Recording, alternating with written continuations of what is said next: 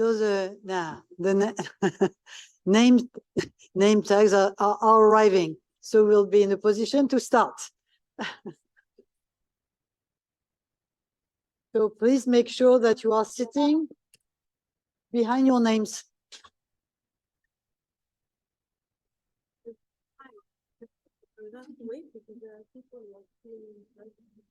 Seems that we have to wait a little bit.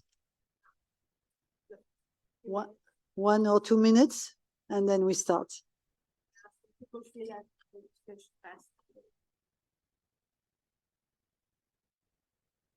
Okay, so for those of you that were attending the previous session, you can see a big change.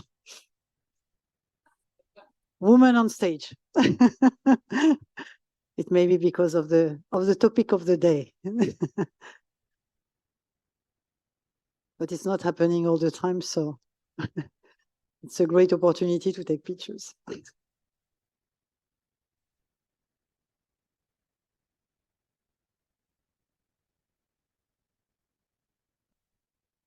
So, Paola, I can start, I think. Yes, yes. So good afternoon. So first of all, I will introduce myself. So I'm Nathalie Wright. I am board member of an association called Women in Leadership, and I have the privilege to moderate the panel discussion today. So this session is very special because it's part of the launch of sunflower seeds. You see here that initiative represented here, funded by Innpact and A.D.A. to celebrate the life of Corinne Molitor. This is really a special moment, and in that context, we could not have chosen a better topic than the one we are going to discuss today, about a better understanding of women leadership in inclusive finance. So big words, but we will try with the great contribution of the panelists today to really understand what is at stake, where do we stand, what is done, what could be done, what could be shared, and in order to empower women in the finance inclusive sector. So it will be, I hope, a lot of insights to understand where we stand and what could be elaborated moving forward. So I will not be alone talking about that. So it's a bit because I need to talk, but I would like to see you as well. So we have several persons on stage here. So Rafaela Seta, Head of Unit for International Affairs at the DG FISMA of the European Commission, close to me. Aude de Montesquieu, who is a Global Facilitator at FinEquity. Jenny de Neix, I hope I pronounce well your name, Head of Sustainable Finance at Luxembourg Ministry of Finance. Sylvia, next to Aude, Oquendo, who is Regional Manager of Human Resources at Banco FI Bolivia, and Paola, that you all know from ADA, that will have the privilege, Innpact, sorry, that will have the privilege at the end of the panel discussion to tell you a little bit more about the Sunflower Seeds initiative. So, but let's start by setting the scene, and I will ask Aude to give us a little bit of context of a study that has been published by FinEquity last year to really understand the gender diversity topic and the guide that has go a little bit deeper on the financial services. So you will set the scene with some numbers. I will share a few slides behind us, and you will tell us a bit more about this tool and what are the main insights, as well as some insight about the good practices to better leverage. So I'll leave the floor to you, Aude. Thank you so much, Natalie. Thank you so much, Natalie. So just to say, I'm the global facilitator for FinEquity, which is a community of practice that reaches about 7,000 members. That's hosted by CGAP and dedicated to women's economic empowerment through financial inclusion. Some of the numbers I've got up here, you've heard to death by the end of the day today, because a lot of people have been quoting them. But just to say, we heard this earlier, but women are still the largest underserved group by financial services. Though there's been some progress in recent years, as indicated by Findex, we know that there's still 742 million women that are financially included. What more, of the women who are served, about 250 million say they didn't use their financial account in the past year. And so we know that women-owned bank accounts are much more dormant than men's bank accounts. We heard Geneviève Hengen also talk about the 1.7 trillion financing gap for women entrepreneurs earlier today. The problem that we're seeing is not just that women are underrepresented as clients, but that women are underrepresented at all levels of the financial system. Tomorrow in the program, you'll see there's a session called From Client to Board Member, How to Mainstream Gender Throughout Financial Institutions. I'm excited about that topic because it's really something that we at FinEquity are preoccupied about, is how you can help financial institutions mainstream gender from the very top management through to the clients that they're serving, and including the staff who are serving the clients. Just about the opportunity, so the next slide is just to say that, you know, the institutions should be serving women, because what we know from research shows that financial service providers who serve women do well for themselves, both obviously by serving clients, they grow their portfolio, but also Women World Banking research and the Global Alliance for Banking on Women have shown that women-led businesses have lower non-performing loan rates than men. We know when research has shown repetitively that women are strong savers. And at the institutional level, research by JP Morgan last year has shown that a more diverse woman with a more diverse workforce with more women working within financial institutions leads a financial service provider to have higher average returns. So this is just a snapshot, but we're really seeing that having a diverse workforce matters for financial institutions. So with this in mind, FinEquity, on the next slide, has launched, has developed a guide, and we're a community of practice. We don't do things ourselves. We rely on our members, and we try to curate what's out there on the topic of women's economic empowerment through financial inclusion. What we did is we selected what we thought were the best tools, and I just want to say this is in English, but we also have a version in Spanish, mostly for our Latin America hub. But basically, we've looked for the best tools in both languages that can really help financial service providers increase gender diversity within their leadership, within their workforce, and within their clients. So just the guide is divided in three sections, basically on the why you should be doing that. And here we have several tools, but for example, the IMF guide on making the case for women in finance. You have Women's World Banking, Financial Alliance for Women, tools on female leadership in the banking sector. Then we have a part on the how you can do it, especially for financial service providers. And we've collected several gender gap assessment tools by Women's World Banking, by UNCDF, by ProMujer and others, to really try and help institutions assess, you know, what are their gender gaps within their organizations. And the second part of that is that we've looked for workforce development tools that are really going to help financial service providers hire and retain female staff. And there we have tools by the IFC, we have tools by Ideas 42 on trying to use behavioral insights to retain female staff within your workforce. We have tools by UN Women and others. The last section is on training, several selected trainings that are dedicated to this issue of diversity within financial service providers.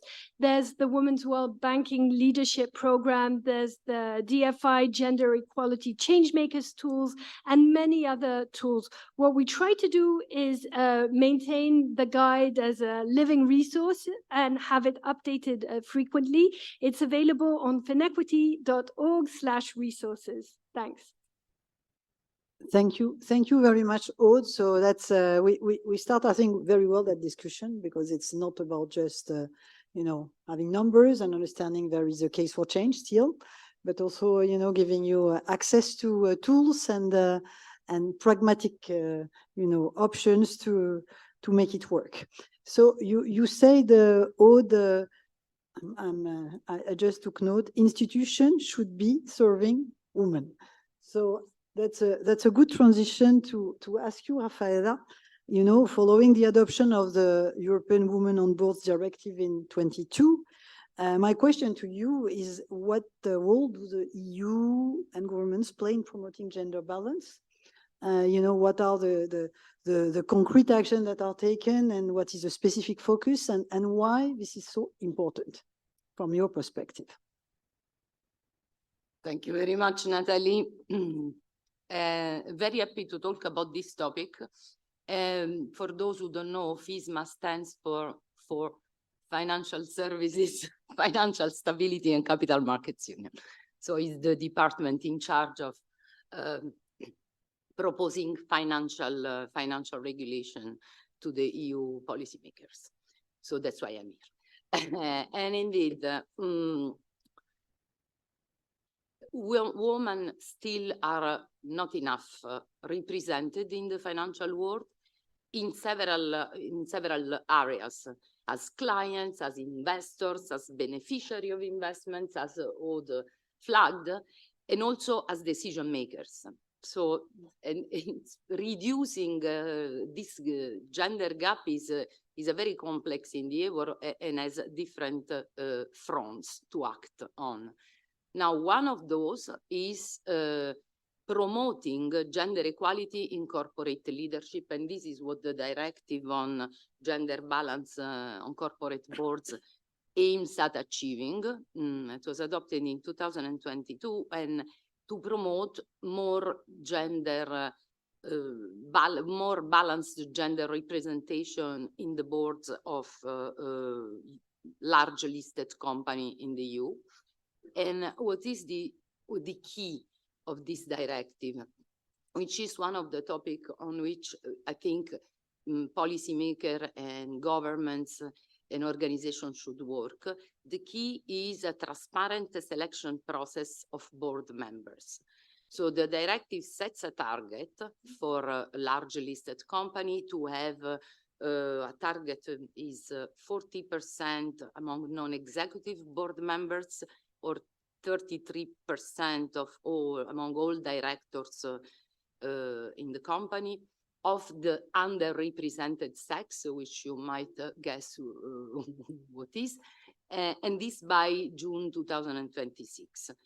If they don't meet this target, they will have to run selection procedures in an objective way with objective and gender neutral criteria to ensure that, what is the purpose? To ensure that women who are talented, well-educated, experienced, have the same chances than men to get into those positions, because for the time being there is still a barrier, a glass ceiling to be broken. So this is an action which actually at EU level complements what some member states are doing. Some of them are have in place mandatory quotas.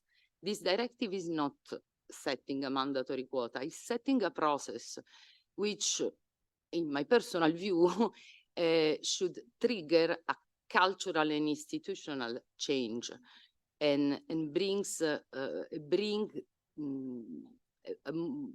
behavior towards a more balanced presence in this corporate leadership world, which is still very male, especially in financial institutions.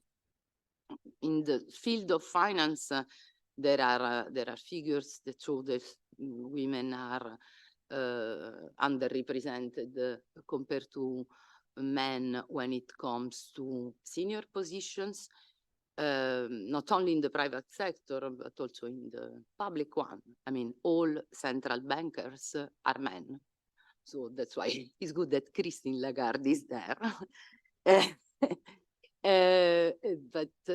I mean, we see progress every year, but it's quite slow. So something needs to be done. What else? I mean, this directive, by the way, is temporary, as many measures that are taken are temporary, because the purpose is really to have a cultural shift. And to help this, many other action can be taken, not only legal action, imposing things, but also campaign awareness, sharing best practices, which is what I hope to hear today, and also put in place voluntary instruments, as many, I think, have done. We will hear about the Women in Finance Charter today. So these are all tools that private and public organizations can use to improve things.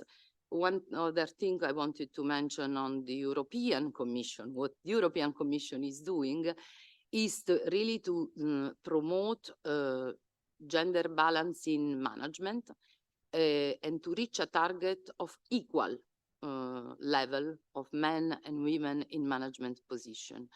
And to help that, we have in place a program, a female talent management development program, which is intended to empower women to get into higher position. And this is another aspect where I think we should work, also empower women to get there.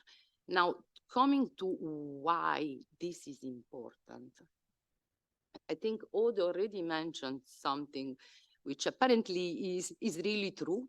I'm not saying this myself, but there is research that I found in an interesting IMF report, the International Monetary Fund report, which shows that indeed, as Aude mentioned, companies where women are in the decision-making, have the decision-making power, are more stable, more profitable at the end of the day. And the IMF makes also a link with financial stability. So those companies have a better risk management and better understanding of the markets. So at the end of the day, they are more profitable. So there is also a business case and a financial stability case for having women in the leadership of financial institutions. I was curious to know why there are these results. And I think it seems that two factors are the ones that play a role. The first one is that diversity in the decision-making brings also better ideas, diverse ideas, so a richer reflection. And this is incredibly also what comes out of some surveys that have been done between among those that signed those charters, what more women in boards have brought to the company.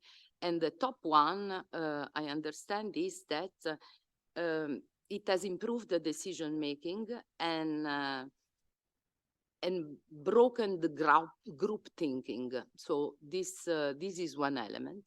Another element is probably linked to the fact that these hiring practices, which do not favor women, at the end of the day leads to a result where those who get to the top are really very good. So there is also a case or not to waste talents and better use resources. So that's why I think it's important.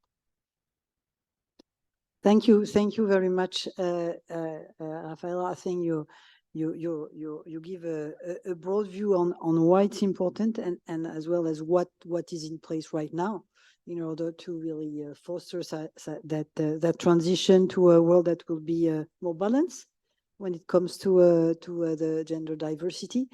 I will now turn to Jenny. You are currently sharing the Gender Financial Task Force at the Luxembourg Finance Ministry.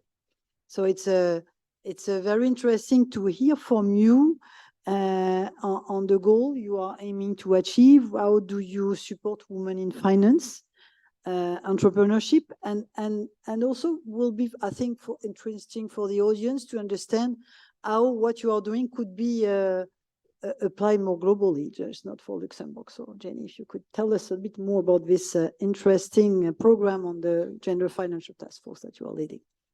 Yes, of course. Thank you. And I think Rafaela has already mentioned one of the really interesting initiatives that we set up. And I think if you allow me, I'll go back in time one step before the Gender Finance Task Force. And you mentioned it, it's the Women in Finance Charter. So I think if we go back to the moment where Luxembourg has gotten its first female finance minister in 2021, that already speaks a lot, that we are in a developed EU country, that it's taken this long to get our first female finance minister to actually put this topic onto the table. We have seen statistics. We know that this has been an issue for a long time, not just in Luxembourg, but in general in the financial centers, that there's a lot more men in senior positions. And there seems to be some kind of ceiling that where there is no quotas, you often have a barrier as a woman to go beyond middle management in a lot of companies.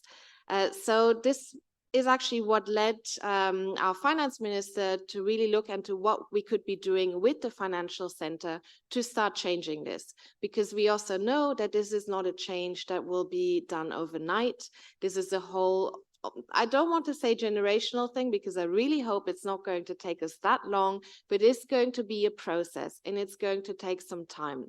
So this is why we decided in March this year to launch the Women in Finance Charter together with our financial industry associations. And we have in total 70 signatories of financial companies of our financial center, where the aim really is to improve representation of women in their companies at senior and executive and board level. In order to do that, it was important that one executive in those companies was held accountable for making change, and that voluntary targets were being set in that company and that were transparently reported upon. So we're actually now in the process of aggregating all of the, voluntary targets and results that we've gotten since March, and we'll publishing a report at some point, I think early next year. But this will show us the baseline, because we know there's a problem, but we don't exactly know the numbers of the problem. And I think that's where we have to begin to be able to then sharpen the targets and really get progress from there on. But I think publishing results and really making it transparent is a first step and in improving the situation.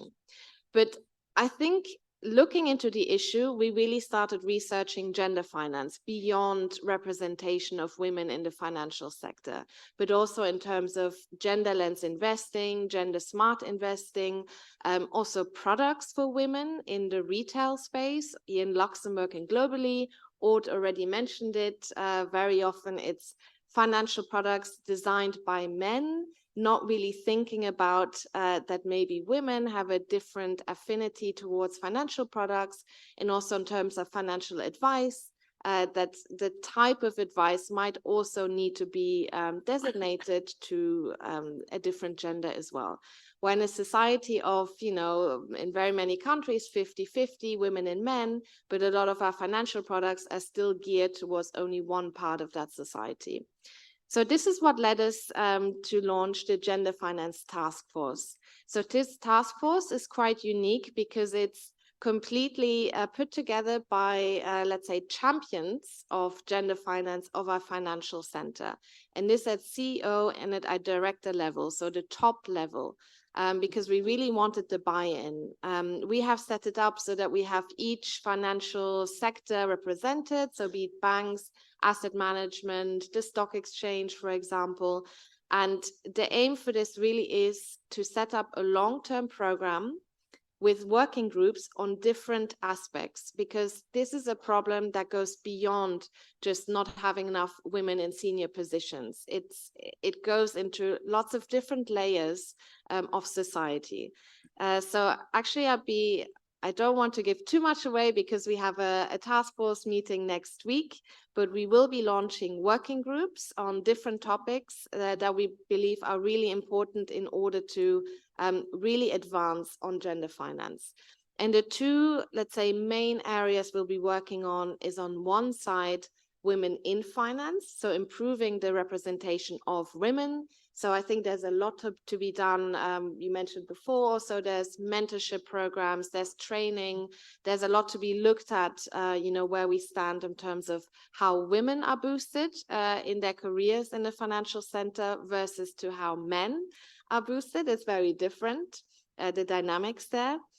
Then, of course, this whole data piece of the charter will be integrated, and we'll see whether, the Commission obviously has this directive, but do we need quotas? Do we need guidance from the regulator? Do we need to go one step further than what we have done so far? And I think that's where this data piece is going to be really important. But on the other hand, finance for women is also very important, both in Luxembourg and the EU, but also beyond. When we're really looking at achieving the Sustainable Development Goals, I think the empowerment of women is absolutely key. So I think that's why it was really important for us to really focus also on really boosting the topic of gender lens investing also in mainstream finance. We've talked a lot about climate and sustainable finance. This has gotten a lot of momentum since the Paris Agreement was signed in 2015, and finance was included in that agreement. But I think we're at that same momentum for gender finance, and I think we should really use that. And this is why we would really like to look also at innovation, see if we can set up public-private vehicles to really catalyze also private capital into these types of vehicles that have as an investment strategy really empowering women, and this also globally.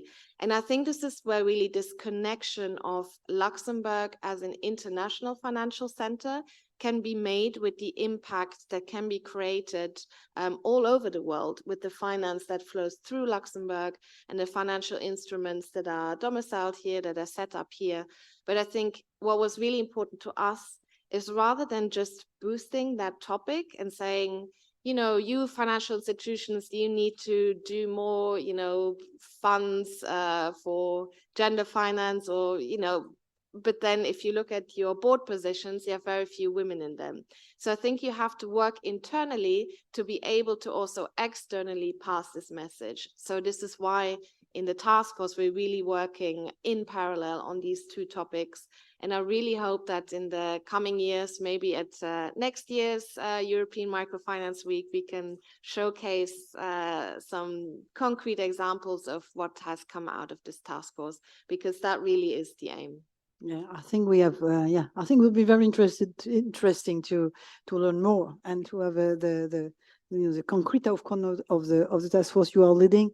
And I think the theme that you were elaborating on about women in finance and finance for women, it's quite critical.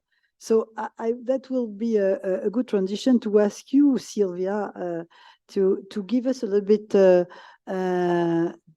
some details, because you won last year the European Microfinance Award, so in 22, for financial inclusion that works for women. So can you elaborate on the key elements of this program called Marca Magenta, and to empower women leadership, to prevent violence, to provide equal opportunity to women, and what kind of lessons did you learn, from that? So that would be, I think, interesting for us to understand. Thank you, Natalie. Well, for me, it's an honor to be here in this panel. In behalf of President of Banco FIE, Jimena Beotegui, who, like Corinne Molitor, believes in a better world is possible. And she requires the activity participation of all of actors of the society. In reference with the question, Marca Magenta is a management and leadership model that over the last 5 years allows the incorporation of the gender approach into the organizational culture of Banco FIE. And it was transcended into our community through our customers, most of them women. This process was based in 2 key elements. The first one is the diversity and gender equality policy. It defines the bank's institutional position, provides a complete vision and clarifying what we aspire to achieve in a long term for our different stakeholders and working with them. The second was the Diversity, Gender, Equality, and Ethics Committee. It's a crew of reports to the Banco FIE's board. The senior manager executive of Banco FIE are members of this committee that includes the main manager of the bank. We impulse the projects and the annual plan of action, and support the execution of this in the short, middle, and long-term time period. In that sense, I can affirm that what we made these 2 years, these 5 years, are related to these key elements implementation. We have a clear, conscientious, and coherent position to transmitting within the bank and achieve a personal and collective adoption. Also, a management team with a very clear determination and conviction to move forward in this process. I firmly believe that we have a comprehensive implementation plan with a clear and segmented communication. Truly, that make this process very successful. About having concrete facts and action that the community can easily understand and clearly visualize together with us, with leaders. We make courageous decisions to make a global perspective, and at the same time, we are very individual human being focused. When we speak about women's leadership empowerment, I want to tell you that in Banco FIE, 66% of our staff are women. Our board has 80% of women too. Our president is the first woman in this kind of position in my country, in Bolivia. Our numbers are a reflection of a structural effort that does not aim to achieve good figures to show, but rather the reality of women are in appropriate environment to develop their capacities and contribute significantly to the society. I want to give you an example. There are our middle management leadership. I continuously engage to constant development activities to promote leadership and empowerment. I'm not. Excuse me. Excuse me. This leadership, we worked very hard these last 5 years. In 2022, we achieved the highest rate of a woman rate in a middle management position. And we didn't do it for a quote, definition of quotes. We decided to work in this result in different process selection. We are sure women has the competence and the skills. But fundamentally, what we learn, what the women learn in our programs, is they could occupy these positions. This is the most important thing we do. We work in the mindset of hers. On the most important lessons that we have learned in Banco FIE throughout this process is the true value working together in community. I think it's the most important thing we learned these 5 years. For women who make the courageous decision to lead themselves, building a professional and personal goals that can grow holistically. It's possible to do it in both sides. It's fundamentally necessary to have a support network that constantly remind us that we are doing the right things, and it's possible to overcome all the difficulties could come on the way. Because there is always a truth behind this. We are not alone, and we work harder to do it, and today has a community of women in Banco FIE. In order to incorporate an issue of non-violence, what's very important for us, into our culture, bank culture, was necessary to have a very close approach to the community. So we decided to visit each one of our cities where we have an agency, and having meetings with all women leaders, create a very close, intimate dialogues with them, explaining why we are doing this one, why is the scope problem and the impact to have on a situation of violence. We will ask each one of them to join us to prevention and strategy. I understood very well that this way was very important and delicate enough to personally take care of this by myself. Okay. With this strategy, we reach our collective goals, but the most important thing that we gain the profound trust of the women's leaders in this process. Finally, in regard to equal opportunity, I would like to tell you that in 2022, we have developed the program allowed the analysis of condition of women in maternity period, identifying that the trade policies applied to this to that day and that moment did not favor this condition. Today, after all the action plan we implemented, I can affirm that in Banco FIE, no woman is subject to disadvantageous business condition during the period of maternity. I'm very happy for that. On a personal level, I would love to tell you that working with women leadership in all these dimensions was undoubtedly the very graphic thing I have ever had in my career. Yes, I think we are working about achieve a positive impact on people, lives, and their environment, both with the bank and with the society. Like a manager HR, I can tell you, organizations are a group of people that interact with each other. Therefore, it's essentially to develop healthy and safe work spaces where women and women can develop the greatest and fullest potential.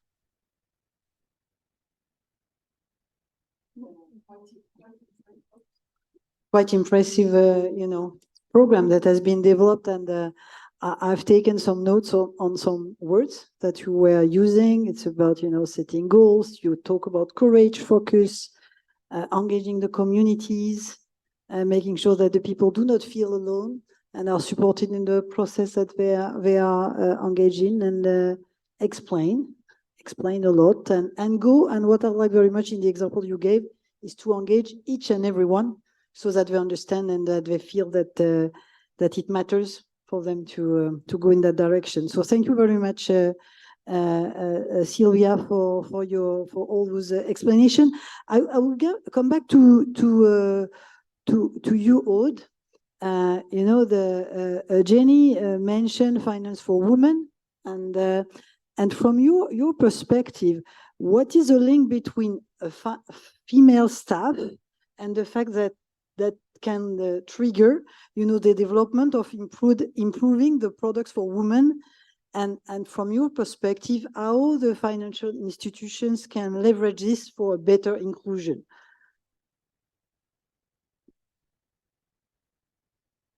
Thank you. Well, I think Rafaela was talking about some of the IMF studies and some of the findings on the fact that gender diversity creates less groupthink, I think was the word you used. But I just think diversity, be it gender or just diversity, creates more creativity. And you know, I think it's quite intuitive, and here I don't have research to back this up, but, you know, a more gender diverse team is better equipped to keep the needs of women in mind and to probably have more ideas of solutions.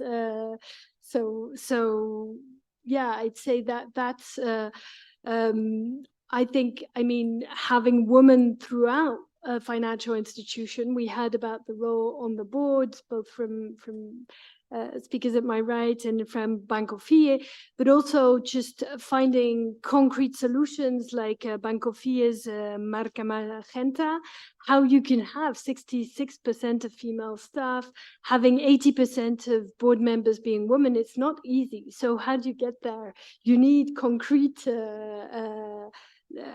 insights into actually hiring, maintaining women staff. I know last year I spoke with Corinne Molitor, who's the CEO of Foncosé in Haiti, who was saying, well, it's so difficult to get female staff. She'd created a mentorship program, a role model program, because it's very difficult to make this type of career attractive to women in rural Haiti. So I think, you know, it's important we learn from each other about successful experiences. Thank you very much, Aude, for your feedback. Another thing that was mentioned by Jenny earlier, and I have to say that I face that also in my personal experience. I really noticed that more and more women working in financial sustainability are interested to do that. And by the way, when you open a topic, or you gather board members to talk about sustainability, you end up by having 80% of the people in the room being women. So you figure out why. There is no reason why, because there is not 80% of female as board members, but they seems to be committed and very interested to contribute. So how do you see the relationship between having more women in financial services, financial institution, to do a better job in achieving the global sustainability goals? That may be a very large and broad topic, but what's your view? What do you think? Actually, to answer that question, I'd like to pull up a quote that I really like by a former UN Secretary General, Kofi Annan, which many of you probably will remember. He once said, "There's no better tool for development than women's empowerment." And I think what he meant by that is also for achieving all of the sustainable development goals, back then it was the Millennium Goals, was that throughout all of the different goals, there was one thread. Was if you have more women involved, if you have actually diversity, also in cultures, different communities, you actually get to the goal and the outcome that you want, because you have all of the different perspectives. And I think another part, which is, obviously for women and men, you have a lot of stereotypes, but there's one thing that women also carry within them, is wanting to create impact around them in their societies. Maybe it's one thing that we biologically have children, that we always are seen to be caring about others, thinking about others. And I honestly think this also plays a part in sustainability in general, that with what women do, they think about the impact around them, of the consequences of their actions. And quite interestingly, just from a personal experience, I started at the finance ministry 9 years ago. Back then, climate finance or sustainable finance was not a core activity of a finance ministry. So, I did a lot of other things. I did the IMF, I did, European files, ECOFIN, things like that. It was a very male-dominated world. So I was very often the only woman around the table, let alone, women in my late 20s, early 30s, the youngest, the only woman. But once I started taking up climate finance and developing sustainable finance in the finance ministry, and it became more of a topic also in the financial world and more important with the EU regulations that came, I started seeing more and more women around the table. And that was really interesting. The same I saw when I went to the private sector, when we started doing public-private initiatives on the boards that I was sitting at. All of a sudden, there were more women around the table. And this led me to think, why are there more women interested in this topic, which is so interesting in general? And I think it leads back to this wanting to create value with what one is doing. And I honestly see, and another one, I mean, this will probably hit quite too sensitive to maybe some, but because this is a new topic, newish topic, a lot of the board positions are pro bono, because it's seen as something that is, you know, a good cause, something that is nice, often not paid. Many men in senior positions do not want to spend their time on that if they have the choice between a board that is pro bono and something that is paid.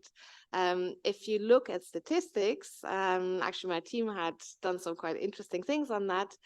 More women are more likely to do something unpaid that has of value to them than men. Obviously, there's many men that are an exception to the rule, but I think that's also maybe quite an interesting statistic for that. Yeah, indeed.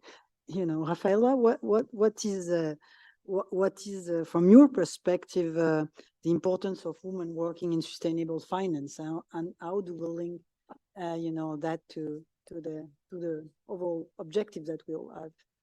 Well, you know, hearing all these considerations make me thinking two aspects of the inclusion of women in the finance world.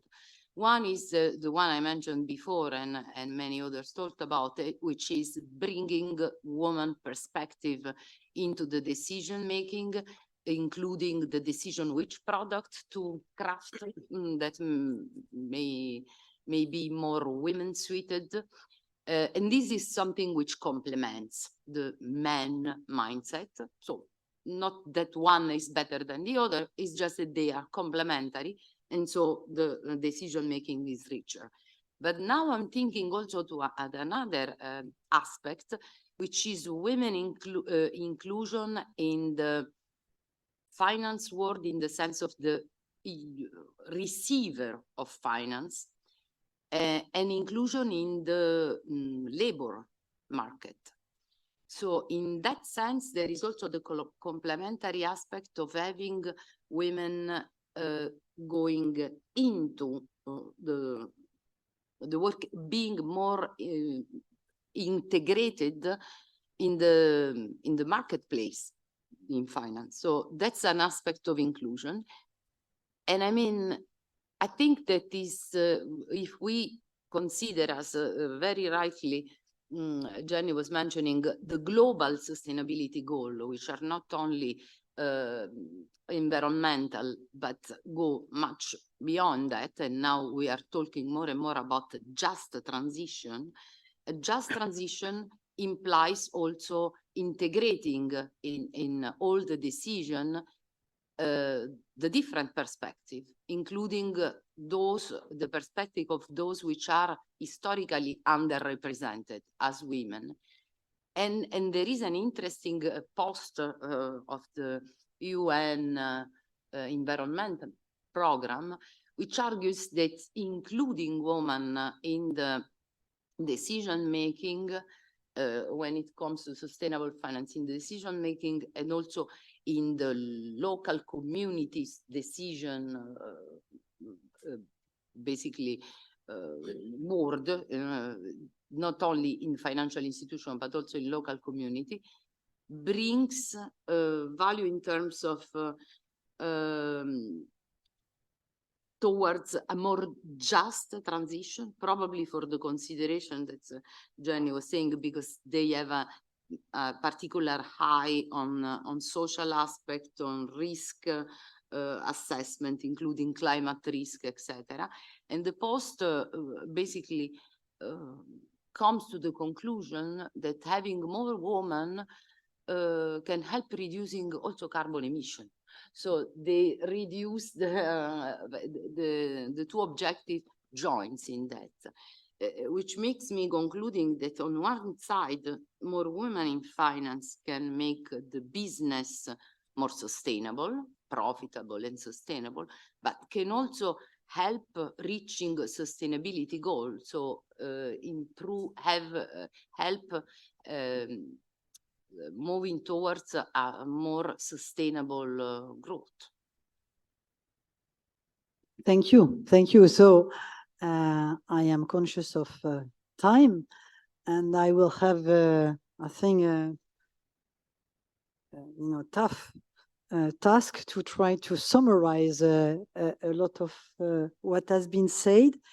I think that we can, leveraging all the discussion that we have had, come to the conclusion that it's very important. It's not just about, being nice for women or finding ways to give women the places to exercise their leadership or to just do what they want to do, but it's important for the performance. It's important for the decision process, being relevant in what we decide, to block silos, to create a healthy, safe working environment.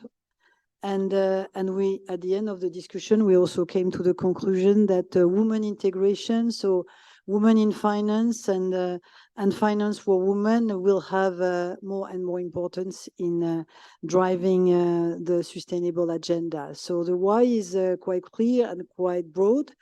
We, on the other hand, have to admit that even if progress have been made, we have directive, we have a lot of initiatives, there is a lot of commitment of different bodies in the market to really drive the change, but progress are slow, and there is still a lot to do. So you had, I think, interesting presentation or discussion that took place today about tools, about the fact that it's important to measure.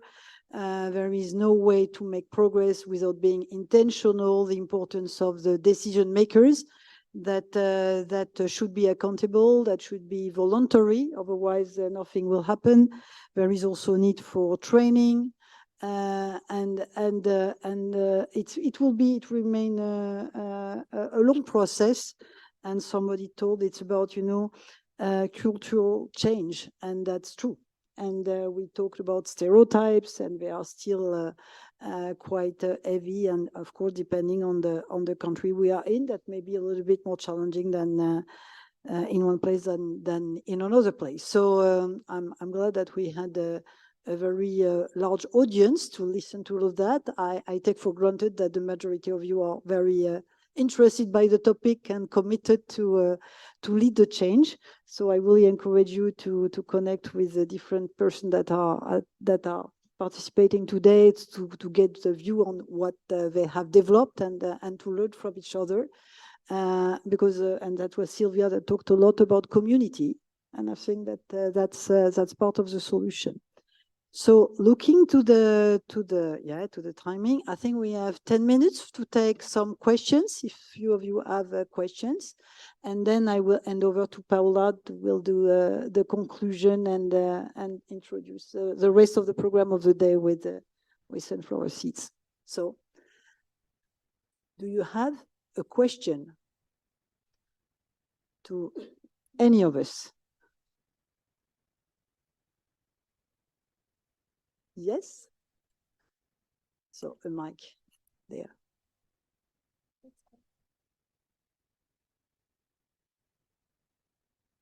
Hi, thanks a lot. Very interesting to have different perspectives on the topic. And I know, I mean, I'm in the same situation of when we speak about ESG, sustainability and impact, majority, I would say not even 80, but 98% are women in the room. So I see what you mean by that. I was just curious because we have a lot of statistics. You mentioned some of them proving that if you have gender equality, diversity, so not just gender, but also generational, but when we have more women in leadership position, you have better management of sustainability topics, you decrease GHG emissions and many others. There are also interesting statistics on the relation between the GDP and the gender equality index, as proving that, again, if you're good on gender, you're also likely better on economic growth. But I was curious to know from you if you still have people in the room that say, yes, all good, but those statistics are not enough to convince me about why is this all important? What would be your argument to move things towards a better consideration of gender equality? Because I think in the room we are all convinced, as you said, but if we still have a lot of people, unfortunately, that are not in the same situation, what could be the arguments to move the discussion and the needle?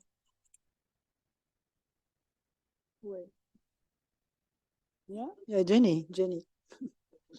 I can start it off, but I'm sure we all have opinions on that.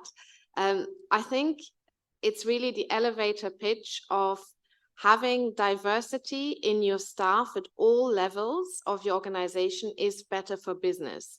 And there's enough studies out there that have proven this. And I think it's very much along the same lines of the conversations we had on sustainability, you know, integrating impact into your business model in the long term is better for your business. And I know many don't want to hear, and very often I think it's also linked to the fact of we have done things a certain way for so many decades that shifting this, like you said, Natalie, this cultural change is what's blocking us. So I think you need to convince at the top that it's good for business, let alone that it should be done, because, you know, we want to live in an equal and inclusive society, but at the end of the day, it is reflected in the profit.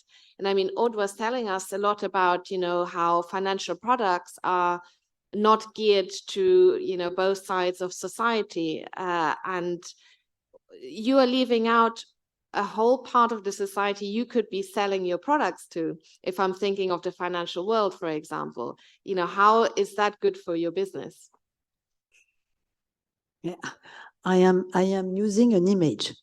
I am telling business leaders, because you're right, it happens still, that maybe in the 60s or 70s or after the Second World War for 30 years, it was potentially easier to have the same kind of people running on a straight road, very efficiently competing against each other. But in the current time, we are like in a road, in a mountain, in a cloudy weather, and you need different perspective to see where you go and how you can accelerate. And I'm really pushing the message that diversity is accelerating performance, as Jenny just said, and in the current uncertain world, and we, you know, everybody understand that it's not that easy to understand the trajectory and what should be done. It's much better to have diverse team to address the problem. So that's my way to try to tell the story. We had one question here.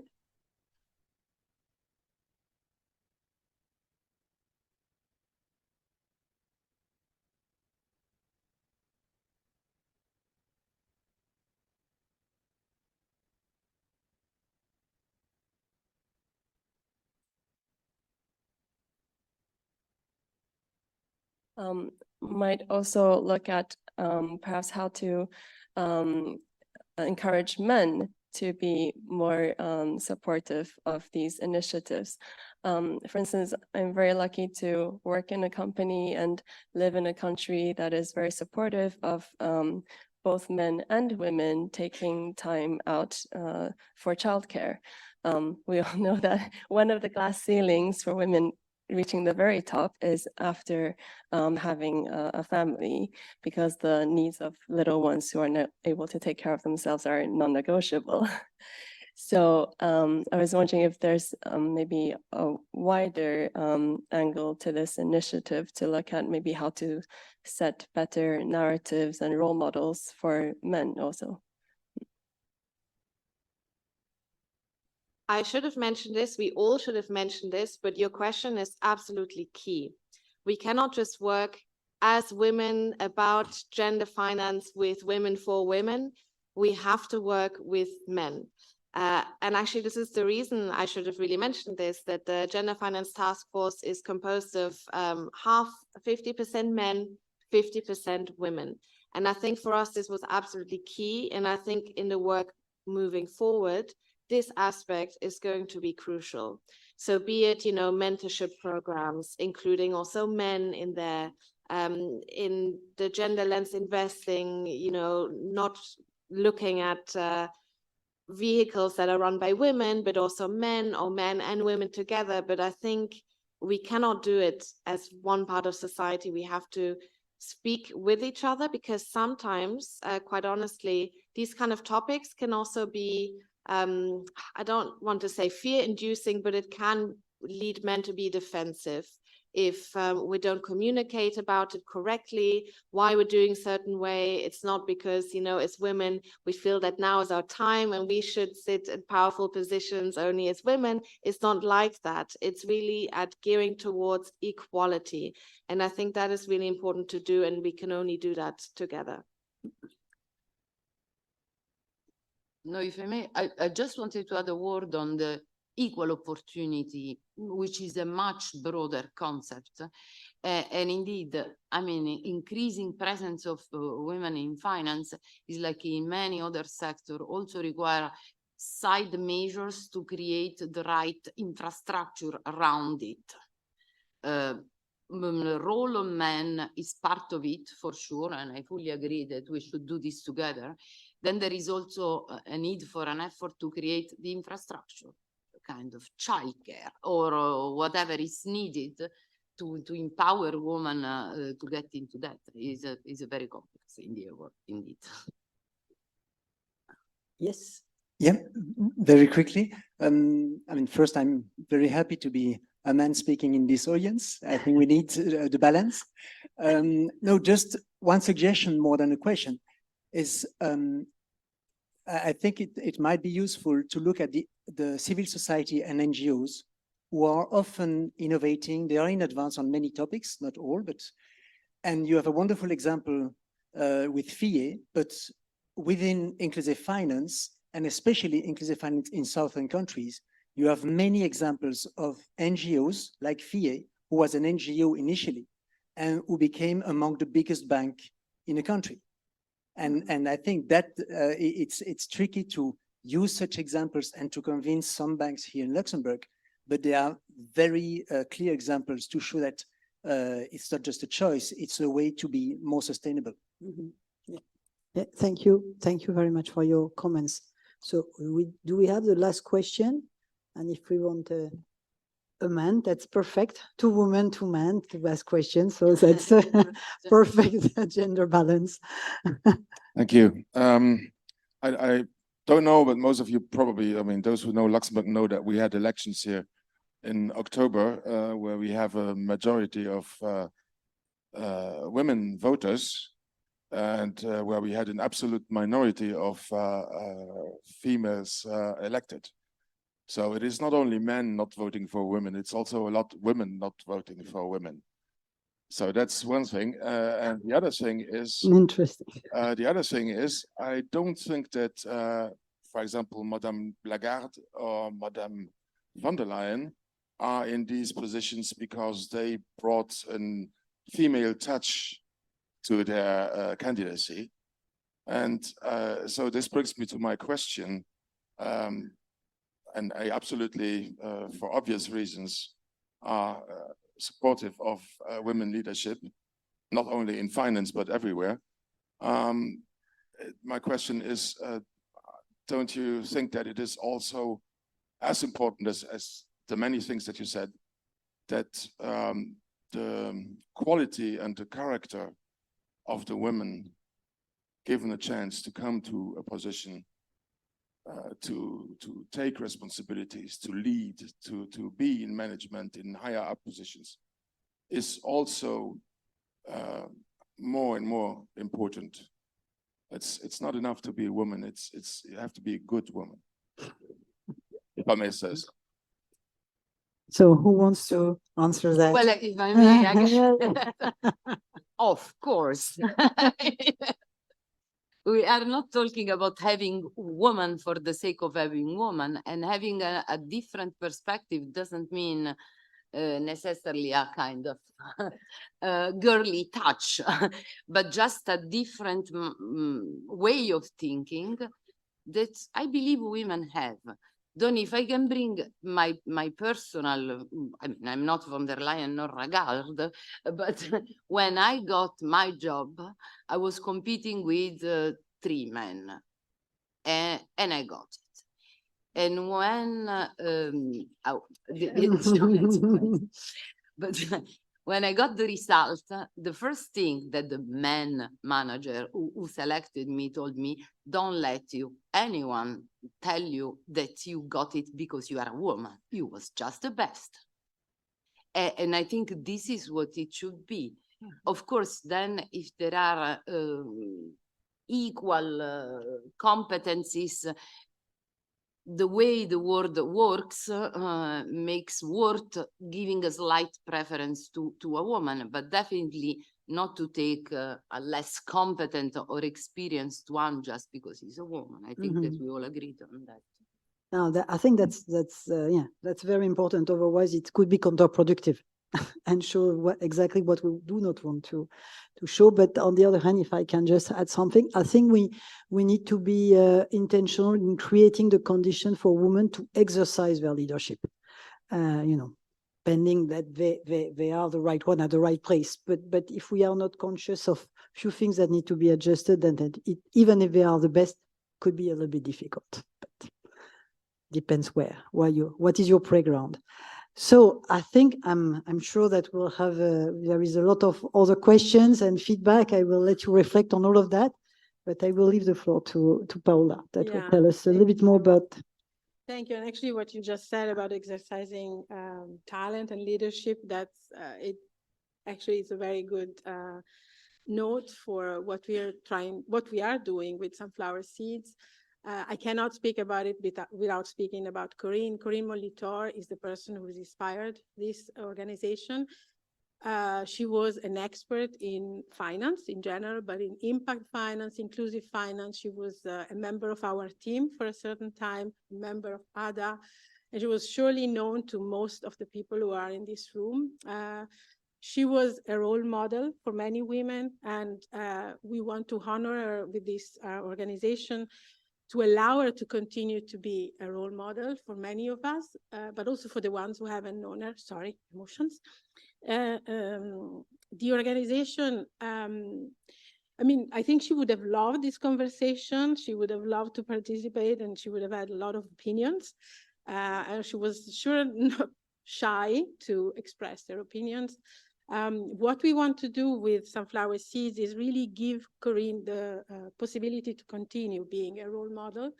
We will support women in any possible ways. We have some money which has been donated kindly by friends of hers when she passed. This happened a couple of years ago now, and also by Innpact and ADA, which are actually supporting the organization, the setup of the organization.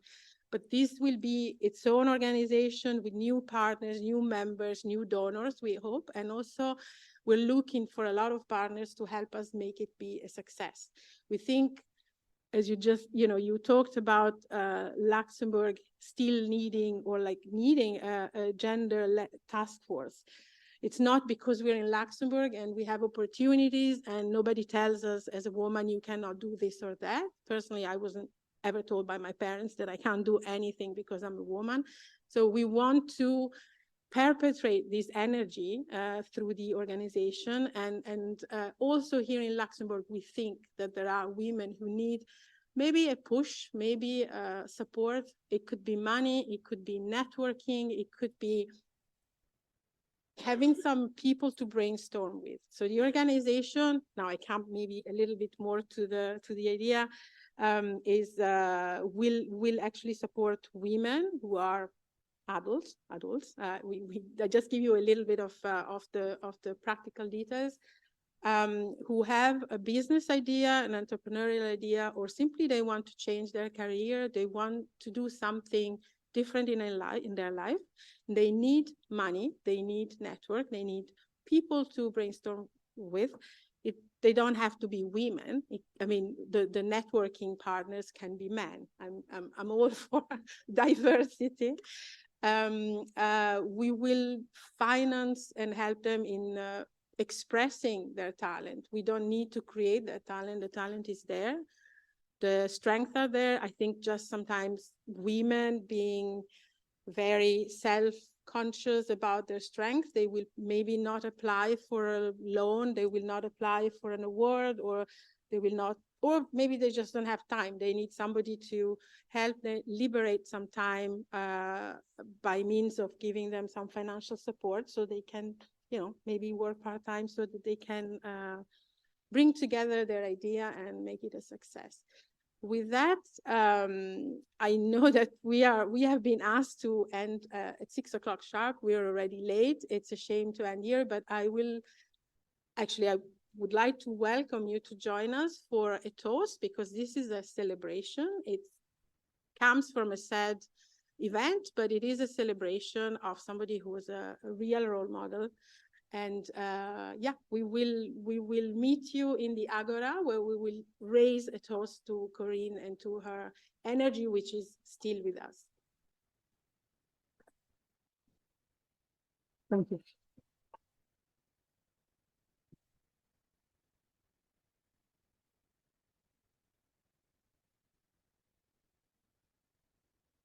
So, thank you. Thank you. So let's.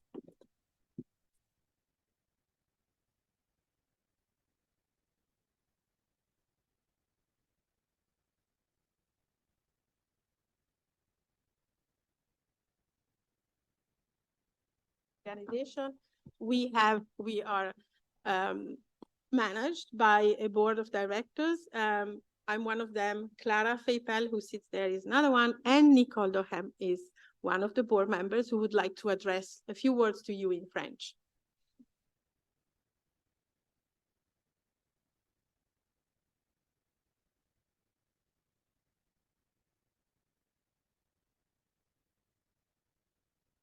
Voilà.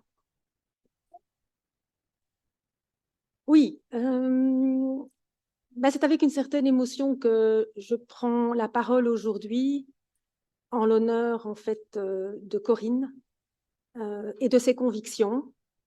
C'est vrai que l'émotion est là. Pourquoi? Nous sommes beaucoup à avoir connu Corinne. Ça a été une collègue de travail pendant plus de 20 ans et j'ai eu la chance de l'épauler lorsqu'elle était à la présidence de ADA. Corinne, c'était un exemple. Leader by example. Corinne, elle avait l'audace de croire depuis très longtemps que les femmes pouvaient avoir une part à jouer pour que le monde soit plus inclusif et plus durable. Cette petite voix, elle l'avait au fond d'elle. Elle l'a semée pendant de nombreuses années et je peux vous assurer qu'elle a bousculé. Pour nous, les femmes, elle a été un vrai modèle. Alors, l'objet social de Sunflowers et le logo, en fait, sont à l'image de Corinne. Le tournesol, ça illustre ce côté lumineux qu'elle avait. Le rayonnement, elle avait ses convictions fortes et le tournesol, il est tourné vers le chemin qui mène là où il y a des choses à faire. Elle y croyait, jamais elle ne baissait les bras. Et finalement, Sunflowers n'est que, comme l'a dit Paola, que le chemin que Corinne a tracé et que nous allons tout simplement suivre. C'est juste une initiative supplémentaire qui est donnée aux femmes qui doivent, et bien évidemment, je l'ai entendu aussi, croire en elles. Et Corinne était la première à nous donner cette confiance et à nous dire « vous devez y aller ». Donc, c'est une initiative qui va permettre aux femmes qui ont ce rêve de se lancer, le rêve d'entreprendre, de pouvoir avoir ce petit coup de pouce. Et aujourd'hui, voilà, vous êtes quelque part nos ambassadeurs, nos ambassadrices. Si vous entendez des personnes qui auraient cette envie, là, au fond d'elles, de se lancer, mais surtout, faites en sorte que ces personnes se mettent en contact avec nous. Nous serons vraiment heureuses de pouvoir les accompagner parce que chaque action, c'est une avancée et chaque action, c'est un espoir dans ce monde que Corinne voulait être et voulait avoir plus inclusif, plus ouvert, plus durable. Voilà, et je suis très heureuse d'Anne et Clarin de pouvoir vous accompagner dans cette aventure.